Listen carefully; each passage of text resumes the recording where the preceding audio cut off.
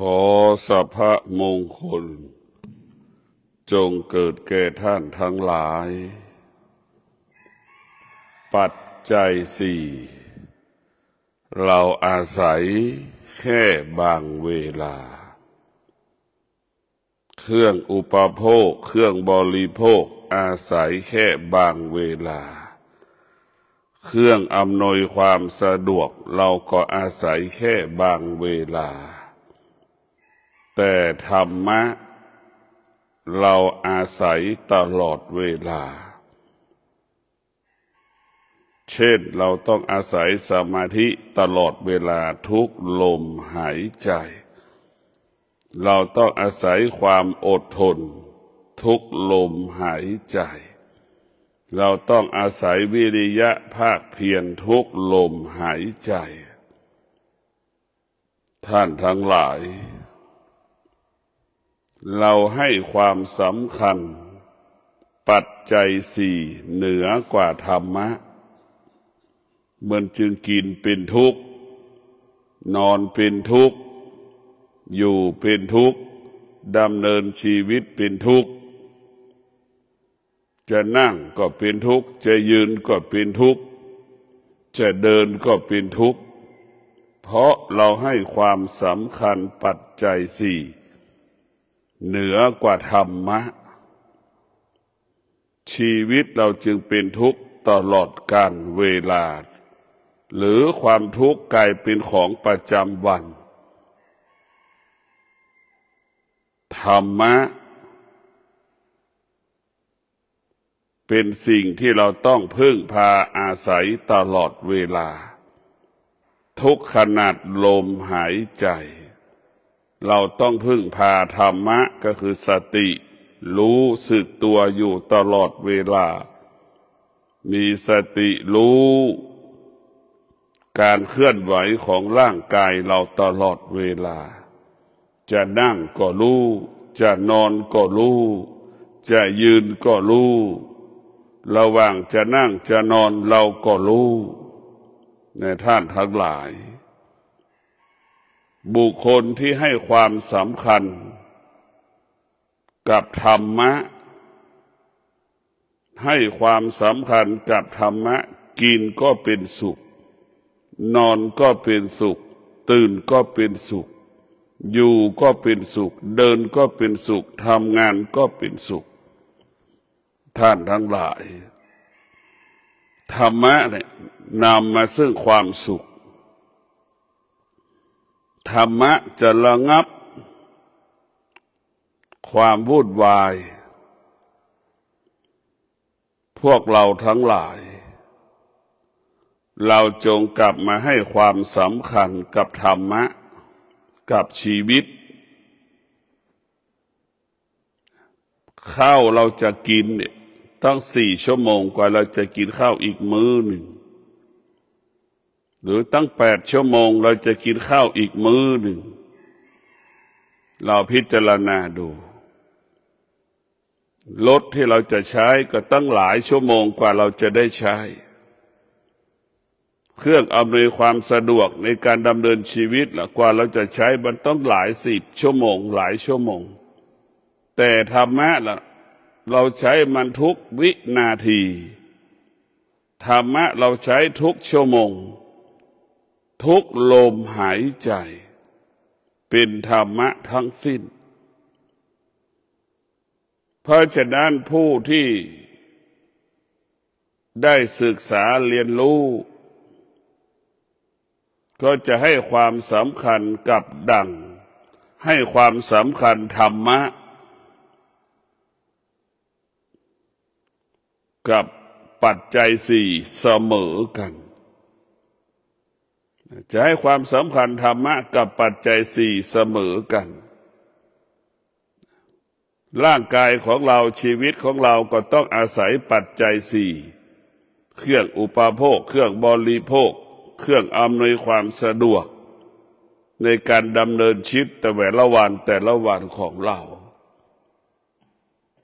ท่านทั้งหลายธรรมะจะให้ความเป็นธรรม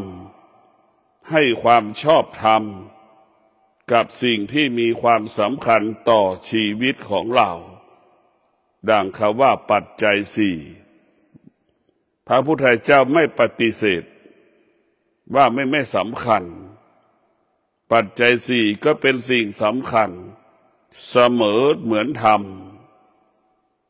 หรือธรรมะก็มีความสำคัญเสมอปัจจัยสี่มันมีความสำคัญเหมือนกันเพียงแต่ว่าอันไหนมีมากมีน้อยอันไหนเรามีต้องการมันบางเวลาหรืออันไหนที่เราต้องการตลอดเวลาแตกต่างกันในพวกเราทั้งหลายเราต้องการมันตลอดเวลา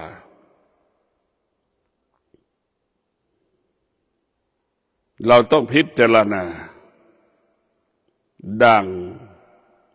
พ่อกับแม่เราก็อาศัยพ่อแม่แค่บางเวลาแต่ธรรมะเราต้องอาศัยอยู่เราตลอดเวลาเราอาศัยสามีแค่บางเวลาอาศัยภรรยาแค่บางเวลาแต่ธรรมะเราอาศัยอยู่ตลอดเวลาเราอาศัยลูกก็แค่บางเวลาแต่ธรรมะเราอาศัยอยู่ตลอดเวลาเราจะเปรียบเทียบกันได้ว่าธรรมะคือมันลมหายใจเข้าออกเป็นเจ้าของชีวิตของเราลูกก็อาศัยพ่อแม่แค่บางเวลาเราลำดับดูว่าปัจจัยสี่มันเป็นแค่นี้นายจ้างก็อาศัยลูกจ้างแค่บางเวลาลูกจ้างก็อาศัยนายจ้างแค่บางเวลานี่แหละพวกเราต้องพิจารณาเรามีปัจจัยสี่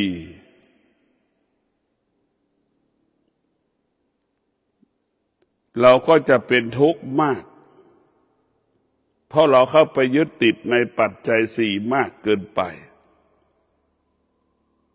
ตรงกันข้ามเรามีธรรมะมากเรามีสติมากกายเราก็เบาใจเราก็เบาสบายกายสบายใจหรือสุขกายสุขใจถ้าเรามีธรรมะเราก็จะเห็นความสำคัญของธรรมะยิ่งใหญ่กว่าปัจจัยสี่เหนือกว่าปัจจัยสี่ดังที่ทุกคนสัมผัสเรามีรถกว่าจะใช้รถก็ต้องหลายชั่วโมงเราจะกินข้าวก็ต้องหลายชั่วโมงเราจะใช้วัสดุคลุภัณฑ์เครื่องอำนวยความสะดวกก็ต้องหลายชั่วโมงแต่ธรรมะของเรานั้นใช้เป็นวินาทีใช้ทุกลมหายใจที่มันเข้าออกทางจมูกใช้ทุกขนาดลมหายใจเข้าออกทางท้องเรานึกดูเราอาศัยมันธรรมะก็คือสติเราต้องอาศัยสติตลอดเวลาธรรมะคือให้เรามีสติรู้ว่าสิ่งที่สำคัญต่อการมีชีวิตอยู่ก็คือธรรมะนี่แหละเป็นสิ่งที่มีความสำคัญต่อการดำเนินชีวิตของเราเมื่อเรามีธรรมะเราก็จะเกิดปัญญาเมื่อเราเกิดปัญญาเราก็จะเห็นธรรมะว่าตนแลเป็นที่พึ่งแห่งตนเราก็จะเห็นความจริงว่าพ่อแม่สามีภรรยาลูกนั่นอยู่ร่วมกันแค่บางเวลาจะเห็นแบบนี้รูปนี้พึ่งพาได้แค่บางเวลารู้พ่อแม่สามีภรรยาลูกอยู่ร่วมกันได้แค่บางเวลาเท่านั้นแต่ธรรมะมันอยู่ที่กายของเราอยู่ที่ใจของเราและเราก็อาศัยกายที่มีธรรมะได้ตลอดเวลาเราก็อาศัยใจที่มีธรรมะตลอดเวลากายที่มีธรรมะนอนก็เป็นสุขใจที่มีธรรมะอยู่ก็มีความสุขมันเป็นความสุขทั้งสิ้นนี่แหละธรรมะปัญญาจะให้เราเข้าใจความจริงว่าชีวิตเราจะสมบูรณ์แบบได้ด้วยสัจจะ ผู้ที่มีสัจจะเนี่ยจะเป็นผู้ที่มีความสมบูรณ์แบบเช่นเรามีสัจจะเดือนนี้ทั้งเดือนเราจะตื่นนอนแต่เช้าสัจจะเราจะตื่นเราจะนอน3 ทุ่มทุกคืนเราให้สัจจะตี 5ทุกเช้าเราจะตื่นหลังที่เราตื่นแล้วเราจะต้องทำไหว้พระสวดมนต์นั่งสมาธิถึง6 โมงนี่แหละสัจจะ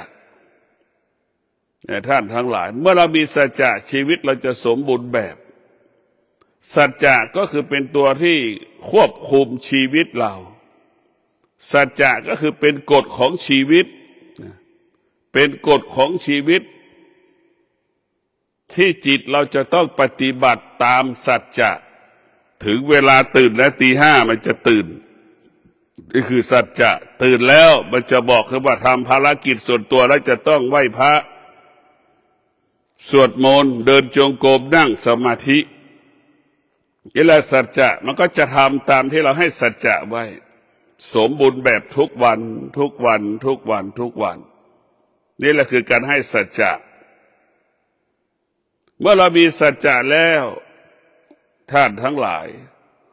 ก็เท่ากับความสำเร็จเกิดขึ้นทุกวัน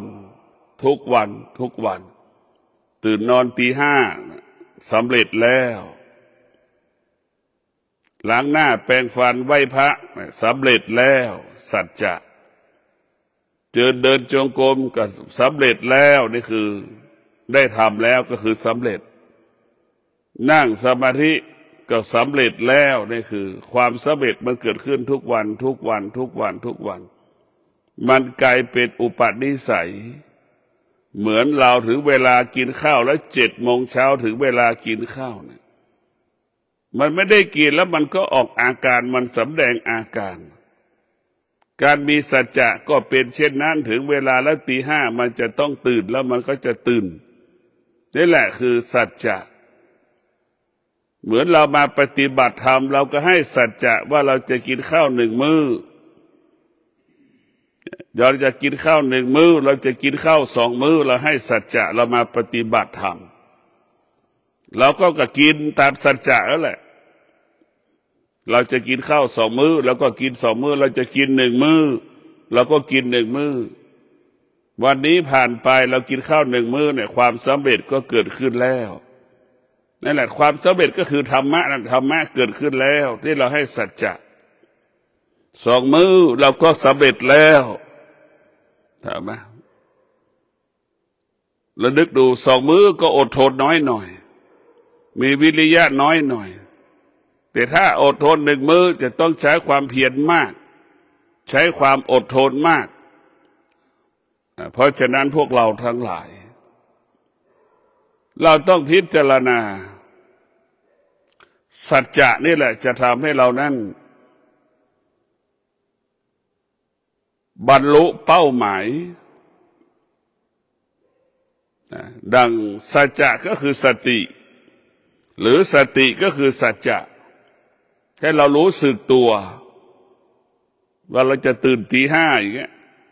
ให้เรารู้สึกตัวว่าจะสวดมนต์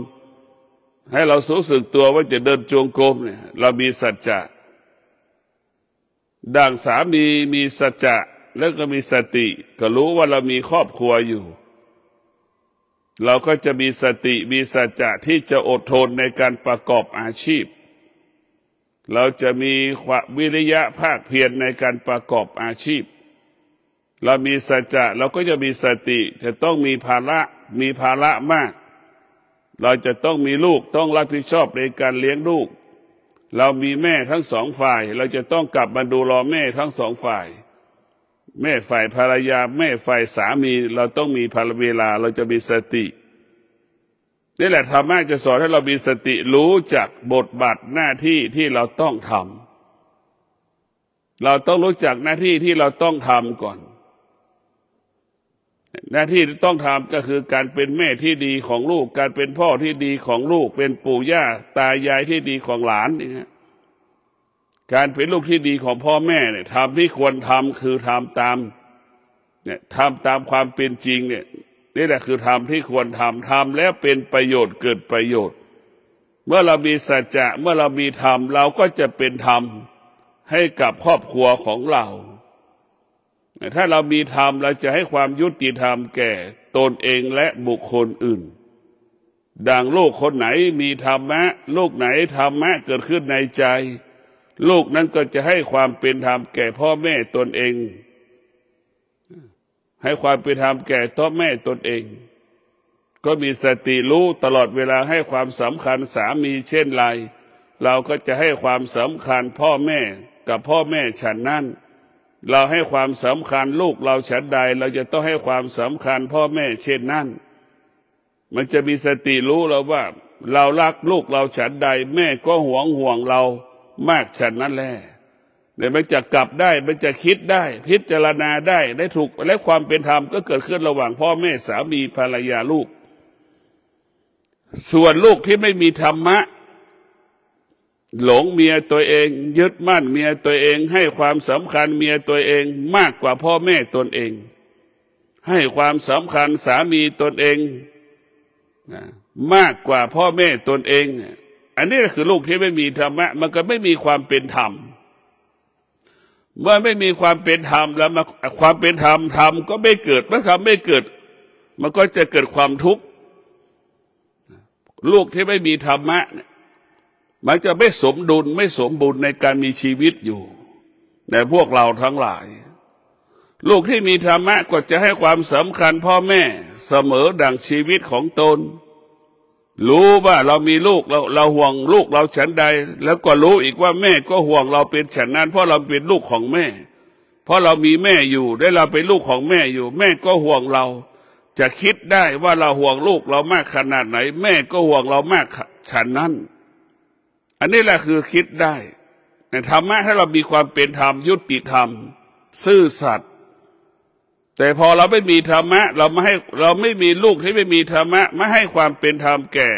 พ่อแม่ตนเองให้ความสำคัญกับสามีตนเองลูกตนเองเหนือกว่าพ่อแม่ตนเองเห็นไหมแล้วก็จะเห็นว่ามันเป็นเช่นนี้มากที่สุดคือลูกส่วนมากไม่มีธรรมพอไม่มีธรรมก็ให้ความสำคัญกับสามีตนเองให้ความสำคัญกับภรรยาตนเองลูกตนเองมันจึงทำให้เรานั่นเกิดความทุกข์ตลอดเวลาพอลูกเติบใหญ่ลูกไปมีครอบครัวอีกก็เหงาพ่อแม่ก็เหงาอีกเพราะเราให้ความสำคัญกับลูกตนเองมากกว่าพ่อแม่ตนเองพอลูกไปแต่งงานลูกก็ให้ความสำคัญสามีของเขาภรรยาของเขามากกว่าพ่อแม่ตนเองเราเป็นพ่อเคยเป็นพ่อเป็นแม่แต่ขนาดที่เราเป็นพ่อแม่เราแต่งงานเราให้ความสำคัญกับลูกของเราแต่เราปล่อยปะละเลยแม่กรรมนั้นก็เลยเกิดขึ้นกับชีวิตของเราดังเขาว่าหว่านพืชเช่นไรย่อมได้รับผลเช่นนั้นแม่ปฏิบัติตนเช่นไรกับลูกเมื่อเรามีลูกลูกก็จะปฏิบัติตนเช่นนั้นกับเราเพราะมันมีต้นแบบมันมีแบบอย่างต้นแบบอย่างธรรมะนี่คือเป็นต้นแบบได้เป็นแบบอย่างที่ดีของพ่อของแม่ดังเขาว่าพ่อแม่ที่ดีคือพ่อแม่ต้องประกอบไปด้วยศีลทั้ง5 ข้อจึงเป็นต้นแบบเป็นแบบอย่างของคนดีใครก็แล้วแต่ที่ดำรงตนด้วยศีลทั้ง5 ข้อคนนั้นเป็นคนดีธรรมะก็คือเป็นต้นแบบเป็นแบบอย่างถ้าแม่เป็นต้นแบบเป็นแบบอย่างที่ดีของลูกลูกก็จะเห็นแบบอย่างเห็นตัวอย่างที่แม่กระทำที่แม่ปฏิบัติตนแล้วลูกก็จะนำไปปฏิบัติต่อสืบทอดต่อในพวกเราทั้งหลายธรรมะของพระพุทธเจ้ามันว่าในเรื่องให้เรามีรู้จักตัวเองคือการมีสติรู้อยู่กับปัจจุบันมีสติรู้ในการปฏิบัติหน้าที่ปัจจุบันมีสติรู้ที่เราจะต้องรับผิดชอบเช่นเรามีแม่เราก็มีสติรู้เราจะต้องหาข้าวให้แม่กินเรามีสติรู้ที่จะต้องคุยกับแม่นี่คุยกับสามีแต่ไม่คุยกับแม่หาข้าวให้สามีกินแต่ไม่หาข้าวให้แม่กินเห็นไหม พวกเราทั้งหลายมันต้องมีวิธีที่จะจัดการเรารู้จักคนข้างบ้านเราก็ฝากสตางค์ให้เขาซื้อข้าวให้แม่กินในมื้อนี้นะแม่ชอบกินปลาก็ซื้อปลาแม่ชอบกินหมูก็ซื้อหมูเราก็ฝากคนข้างบ้านซื้อได้มันไม่จำเป็นต้องไปก็ได้บางอย่างเราแสดงออกมันมีช่องทางมันมีหนทางที่จะทำไอ้ที่มีปัญหาคือมันไม่ทำมันคิดไม่ได้เพราะมันไม่มีธรรมมันจึงคิดไม่ได้เพราะเราไม่มีธรรมเราจึงไม่ยุติธรรมเมื่อเราไม่มีธรรมเราจึงมีอคติธรรมมีอคติถ้าพวกเราทั้งหลายถ้าเรามีธรรมะเนี่ยเราก็จะรู้เลยเราไปไม่ได้ก็ฝากคนข้างบ้านฝากคนข้างบ้านซื้อข้าวให้แม่หน่อยโอนสตางค์ให้เขาก็จบอย่างนี้มันก็ได้มันก็ไม่มีเสียหายอย่างน้อยแม่ก็รู้ว่าลูกยังห่วงและลึกถึงอยู่นะพ่อแม่ลูกก็มีกำลังแม่ก็จะมีกำลังใจในพวกเราทั้งหลายชีวิตเราก็จะเป็นแบบนี้แหละธรรมะบอกสอนให้เรามีสติรู้ว่าเราได้ทำหน้าที่ของเราสมบูรณ์แบบนี่คือธรรมะคนส่วนผู้ที่ไม่มีธรรมะน่ะมันก็จะไปแต่ข้างหน้าลืมข้างหลังไปข้างหน้าลืมข้างหลังคนที่ขาดสติก็คือคนที่ไม่มีธรรมะไปข้างหน้าลืมข้างหลังเช่นสามีไปติดผู้ชายมีผู้ชายไปติดภรรยาไปติดผู้ชายไปติดผู้หญิงมีครอบครัวแล้วก็ไปหลงไปแต่ข้างหน้าแล้วก็ทิ้งข้างหลังเห็นไหมผู้ชายก็ไปอยู่กับผู้หญิงคนอื่นก็ทิ้งผู้เป็นภรรยาตัวเองอยู่ข้างหลังอันนี้แหละคือเราไม่มีธรรมะขาดสติพอขาดสติมันก็จะไปแต่ข้างหน้ามันเป็นสิ่งที่ไม่สำคัญข้างหลังเป็นสิ่งสำคัญแต่เราก็ไม่ทำใช่ไหมมันก็จะเกิดปัญหาขึ้นกับสลับชีวิตในการมีชีวิตอยู่ในครอบครัวของเราในพวกเราทั้งหลายบุคคลที่มีสติเท่านั้นก็คือมีธรรมะจะให้ความเป็นธรรมเห็นธรรมรู้ธรรมเข้าถึงธรรมให้ความเป็นธรรมแก่ตนเองและบุคคลอื่นๆสิ่งที่หงายก็รู้สิ่งที่คว่ำก็รู้สิ่งที่หงายก็หมายถึงการรักษาศีลเป็นประโยชน์ต่อการมีชีวิตอยู่บนโลกใบนี้สิ่งที่เรามันคว่ำมันก็รู้ว่าล่วงละเมิดศีลเป็นโทษต่อชีวิตเราจะเห็นสิ่งที่มันหงายสิ่งที่มันคว่ำรักษาศีลจะทำให้ชีวิตเรามีความสุขทำชีวิตเรามั่นคงปลอดภัยสิ่งที่มันหงายเราก็จะเห็นสิ่งที่มันคว่ำเราก็รู้ล่วงละเมิดศีลทำให้ชีวิตเราไม่มั่นคงชีวิตไม่ปลอดภัยทำให้ชีวิตร่างกายและพิกลพิการแล้วมันก็จะรู้แบบนี้แหละเห็นทั้งสองอย่างเห็นสิ่งที่หงายคือเห็นสิ่งที่มันคว่ำมันจะเห็นทั้งสองอย่างแล้วมันจะเกิดความสมดุลเห็นโทษก็เห็นคุณของโทษเห็นคุณประโยชน์ของศีลเห็นโทษของการล่วงละเมิดศีลเราจะเห็นเช่นนี้เห็นคนที่มีธรรมกับคนที่ไม่มีธรรมย่อมแตกต่างกันคนที่ไม่มีธรรมเนี่ยก็จะอารมณ์แรงคนไม่มีธรรมะเป็นคนที่อารมณ์แรงไม่แคร์ความรู้สึกใครสักคนเห็นแก่ตัวเห็นแก่ได้ไม่เสียสละคนที่ไม่มีธรรมะคนที่มีธรรมะคือคนที่มีสติจะเสียสละดังแม่เสียสละทุกอย่างให้ลูกตนเองเห็นไหมจะเป็นเช่นนั้นแหละเสียสละเหมือนแม่เสียสละให้ลูกทุกอย่างจะเสียสละแต่ที่มีธรรมะก็จะเป็นผู้เสียสละเหมือนแม่เสียสละทุกอย่างให้กับลูกทั้งความทุกข์ความสุข แม่เอาถือไว้หมดเอาความทุกข์มาเอาความสุขไปแม่เสียสละทุกอย่างคนที่มีธรรมกับคนที่ไม่มีธรรมนั่นคนที่มีธรรมก็จะมีความอดทนคนไม่มีธรรมก็ขาดความอดทนคนที่มีธรรมก็จะให้ความเป็นธรรมแก่ตนเองคนที่ไม่มีธรรมไม่ให้ความเป็นธรรมแก่ตนเองจะเห็นแก่ตัวคนที่ไม่มีธรรมเห็นแก่ได้เห็นแต่กินจะเอาอย่างเดียวคนที่มีธรรมะไม่เห็นแก่กินไม่เห็นแก่ได้ดูซ้ายดูขวาพิจารณามีความเกรงอกเกรงใจบุคคลอื่นๆคนที่มีธรรมะจะเกรงใจนี่แหละธรรมะเพราะฉะนั้นเราจะเห็นว่าลูกบางคนมีธรรมะแคร์ความรู้สึกพ่อแม่จะไม่ทำอะไรให้พ่อแม่ร้องไห้เสียใจเลยลูกอีกคนหนึ่งไม่มีธรรมะมันไม่สนใจพ่อแม่จะร้องไห้มันก็ไม่สนใจพ่อแม่จะเสียใจมันก็ไม่สนใจลูกที่ไม่มีธรรมะไม่แคร์ความรู้สึกของพ่อของแม่ทำให้พ่อแม่ร้องไห้เสียใจอยู่ตลอดเวลาเบียดเบียนทรัพย์สมบัติเบียดเบียนทรัพย์สมบัติแม่อยู่ตลอดเวลาลูกที่ไม่มีธรรมะพวกเราทั้งหลายตรงข้ามกับลูกที่มีธรรมะไม่เบียดเบียนทรัพย์สมบัติพ่อแม่หาเงินให้พ่อแม่กินหาข้าวหาปลาให้พ่อแม่กินหาเงินให้พ่อแม่ใช้หาเครื่องอำนวยความสะดวกในการดำเนินชีวิตแต่ละวันให้พ่อแม่ใช้มันจะต่างกันพวกเราทั้งหลายธรรมะกับอาธรรมเนี่ยมันแตกต่างกันคนที่มีธรรมะเป็นคนใจเย็นใจดีใจอดทนใจอดกลั้นคนที่ไม่มีธรรมะตรงข้ามกับขาดความอดทนขาดวิริยะภาคเพียรใจร้ายดุดันไม่เกรงใจใครจะร้องไห้ใครจะเสียใจไม่สนใจไม่แคร์ความรู้สึกกับบุคคลใดๆทั้งสิ้น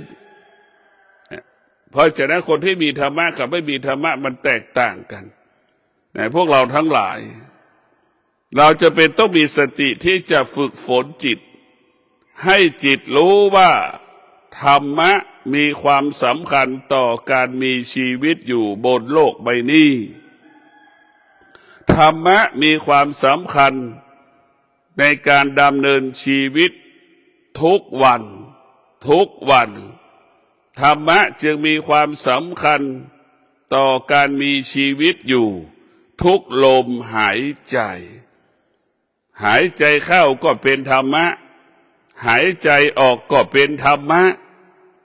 รู้สึกตัวอยู่ตลอดเวลานั่นแหละคือธรรมะ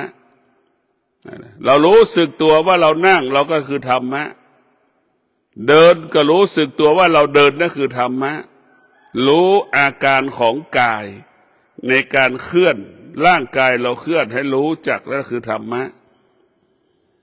เมื่อเรารู้สึกตัวแล้วนี่ทุกอย่าง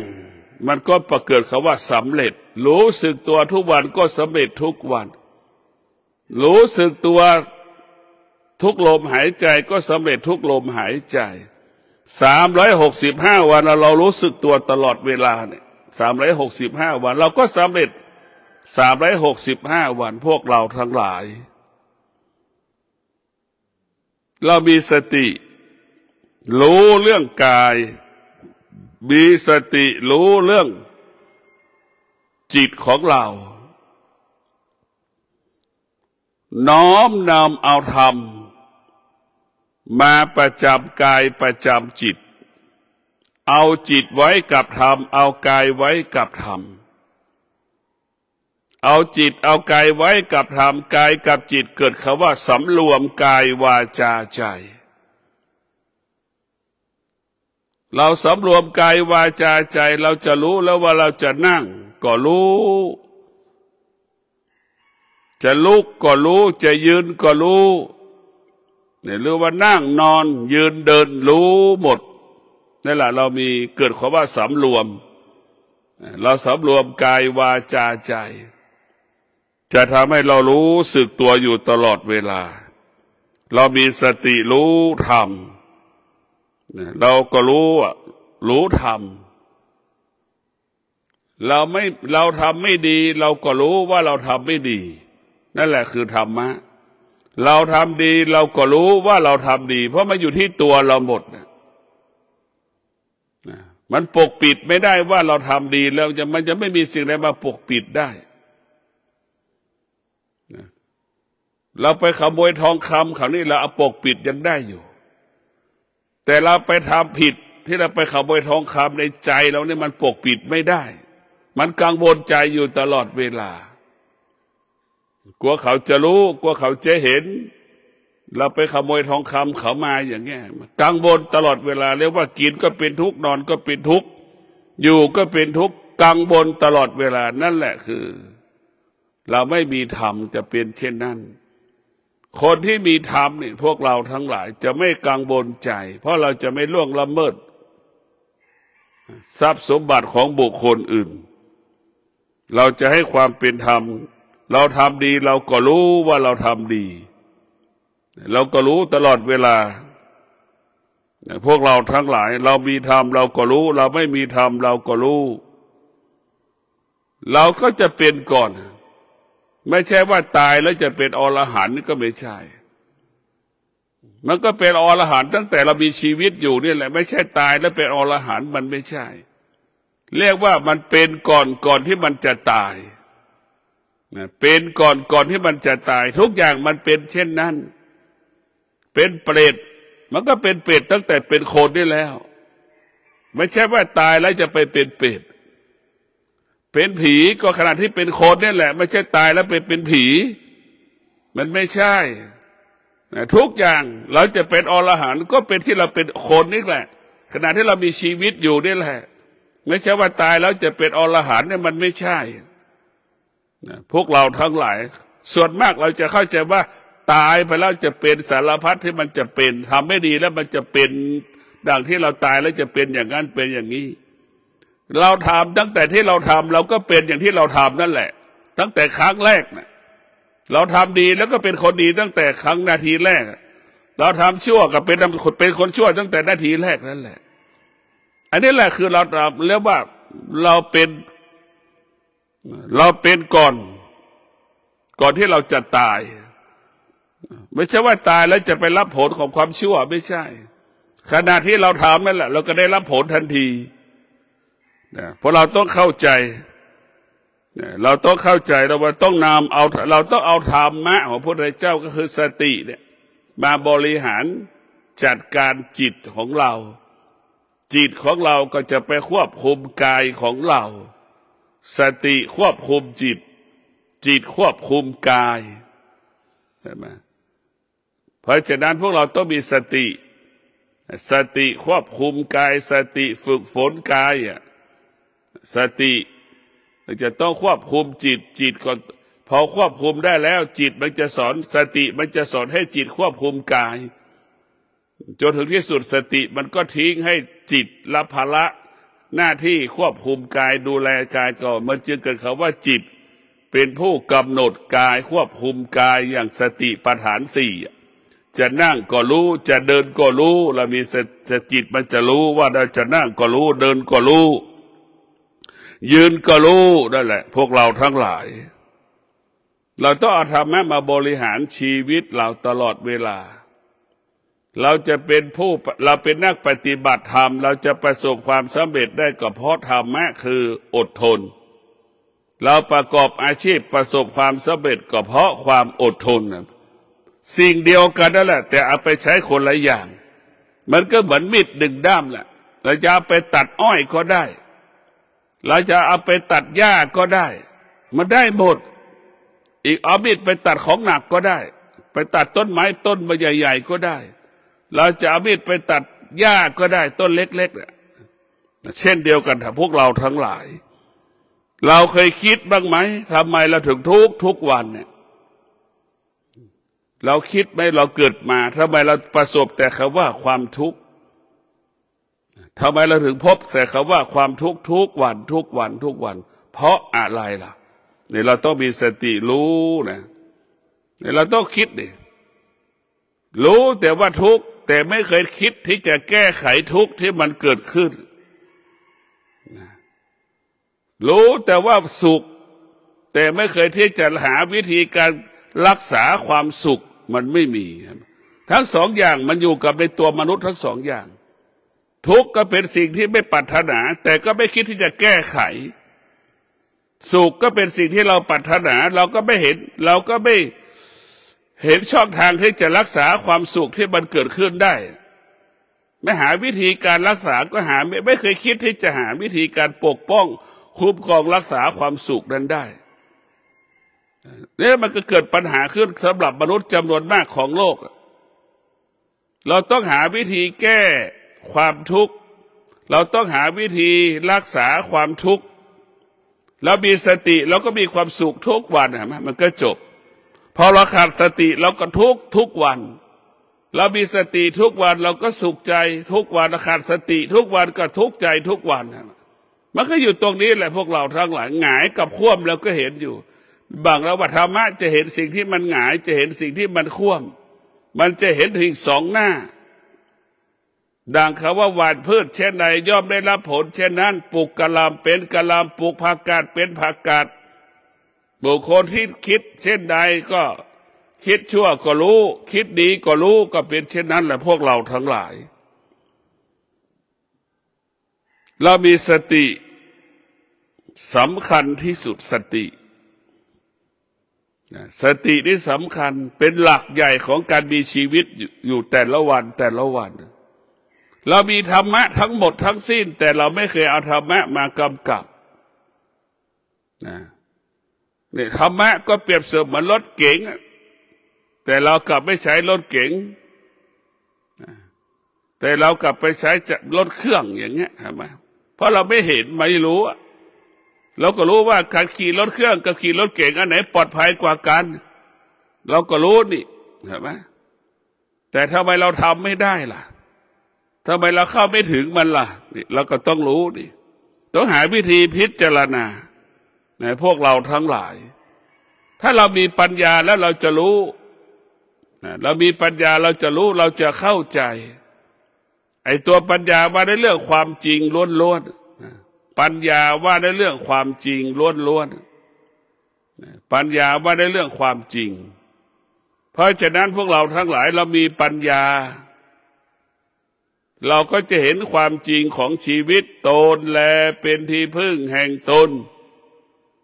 เราจะไม่ยึดติดสามีเราจะไม่ยึดติดในลูกเราจะไม่ยึดติดในภรรยาเราจะไม่ยึดติดในพ่อในแม่แต่เราจะดูแลพ่อแม่สามีภรรยาลูกเป็นปกติแต่เราจะไม่เอาจิตไปยึดติด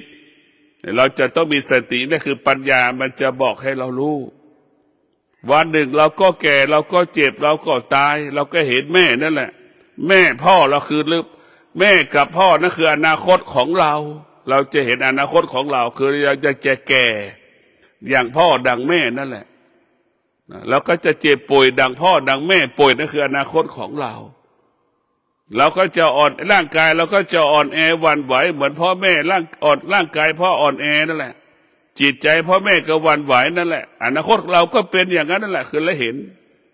แล้วก็กลับมาดูอีกอดีตของพ่อแม่ก็คือเราปัจจุบันนี่แหละ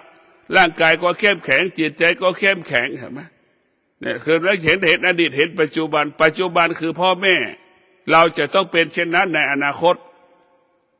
อดีตของพ่อแม่ก็คือเราปัจจุบันนี่แหละพวกเราจะเห็นสองอย่างพวกเราทั้งหลายที่มีสติเราจะเห็นอาการเห็นอดีตเห็นอนาคตแล้วเราก็จะแก้ไขอดีตอนาคตได้ดังแม่เจ็บป่วยแล้วเห็นแล้วแก้แม่เจ็บป่วยออกอาการอย่างไรอย่างนี้เราก็รู้ละเวลาเราเจ็บป่วยเราก็จะต้องจัดการตัวเองเช่นไรเราจะต้องดูว่าเรามีเวลาให้แม่ขนาดน้อยไปไหนเวลาแม่เจ็บป่วยเราจะรู้เลยเราจะรู้เพราะฉะนั้นพวกเราทั้งหลายเรามีธรรมะเราจะเห็นว่าเราจะเป็นเช่นนี้เห็นไหมเราก็จะเตรียมตัวต้อนรับมันนี่เราไม่สามารถหลีกเลี่ยงความแก่ความเจ็บความตายแล้วก็พิจารณาไปเรื่อยๆความแก่ความเจ็บความตายเราจะทำยังไงไม่ให้เป็นอย่างบุคคลนี้เราจะทำยังไงไม่ให้เป็นดังบุคคลนี้เราจะทำยังไงให้เราเป็นดังบุคคลนี้เราก็จะเห็นเราก็จะรู้เราก็จะเลือกเอาเนี่ยพวกเราทั้งหลายต้องมีสติพิจารณาก็ขอความสุขสวัสดีจงเกิดแก่ท่านทั้งหลาย